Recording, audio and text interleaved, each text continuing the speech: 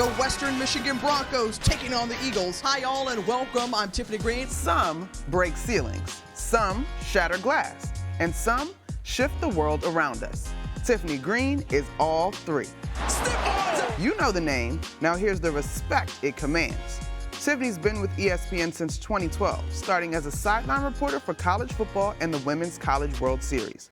We're talking about a North Star here, the first Black woman to call play-by-play for a major network, our major network. Welcome back to College Football Live. I'm Tiffany Greene. With a deep knowledge of the game and cultural nuance, this Florida A&M Rattler is walking and talking Black history in the flesh.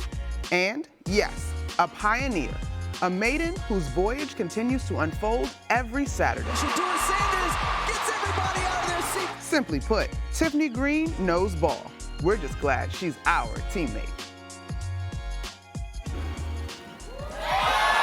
sure is our teammate, and boy, are we proud. We're now joined by Tiffany Greene and Jay Walker, who will be on the call tonight for Norfolk State as Michael Vick makes his head coaching debut on ESPN2. Thank you both for being here. And I want to reiterate what we just heard in that piece. You are the first African-American woman to do play-by-play on a major network, a pioneer. Black history in the flesh. Yes. Tiffany, what does that mean to you? It's so humbling, and it is evidence that dreams do come true. It's one of those things that I dreamed about as a 5-year-old little girl, and I always wanted to make my mark in this world. I made the transition into play-by-play when I was doing local news, and I wanted to stand out. I wanted to set myself apart, and you don't find success if you don't go out on a limb. Go out on the edge where there is fruit, but you got to be willing to do it. And why I've made it to this point is because of the wonderful grooming that I got at a historically Black college and university, Florida A&M University, my bad. There we go. Gotta throw it in there. You know, with y'all being here, so much noise has been made about HBCUs, the level of notoriety that it's receiving is well deserved as far as I'm concerned. We can't stop. This is just the beginning. We got to keep doing more and more and more. How do you feel about the state of things associated with HBCUs, considering what's been happening at PWIs and what have you with NIL and all of this other stuff? How are you both feeling about that? You know, spotlight is good. Spotlight is good. I mean, you're here at Norfolk State, and shout out to Stephen A. Cam, Molly coming here. And before I answer that question, how you like to give? Now, you know about Mr. CIAA. We lost Mr. CIAA. I'm just trying my best to give Mr. CIAA some top tier in Norfolk. But, we've seen the transition. The spotlight has been great. When I played at Howard University, we had 4 nationally televised games a year. If you were lucky, you got one of them. Now, the unlimited exposure that they're getting. Coach Vick coming in here, sharing his stories, his expertise. And, we know it's more than just football. It's always about raising young men. And that's why I was so proud to see what Mike Vick is talking about. He's going to raise young men here in this Hampton Roads area. But unlimited, at the end of the day, we love football. We love football. We've been playing a good brand of football. This brother's brother set a record at Howard when they beat UNLV. Biggest upset in the history of college football. So everybody's connected to an HBCU some way, somehow. Yeah, not just my younger brother, who obviously went to Howard University, and I would be remiss if I didn't say HU. You know. You dig it?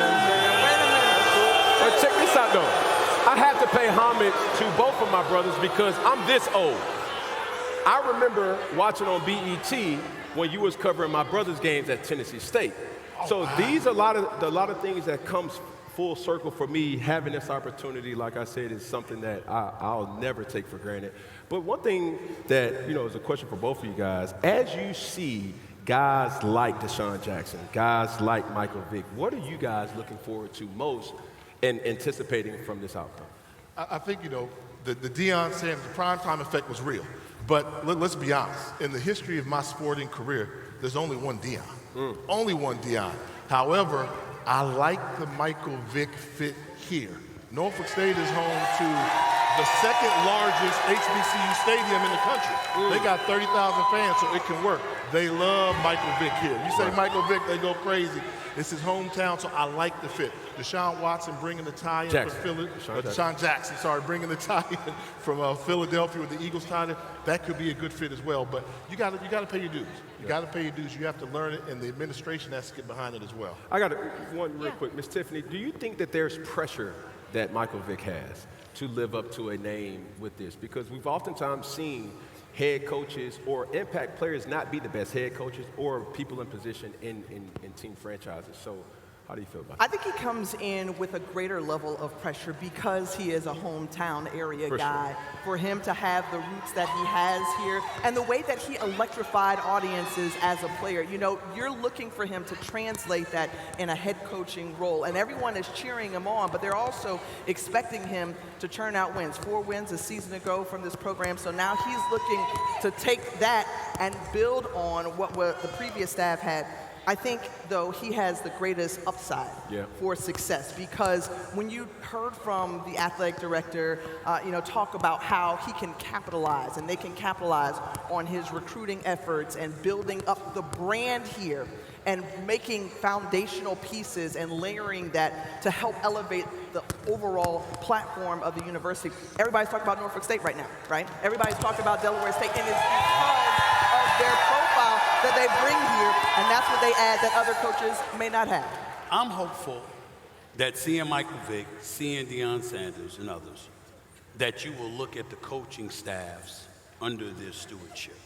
And so many others will get opportunities to coach, whether it's at HBCUs or beyond, because they've showcased their football acumen and their ability to lead young men.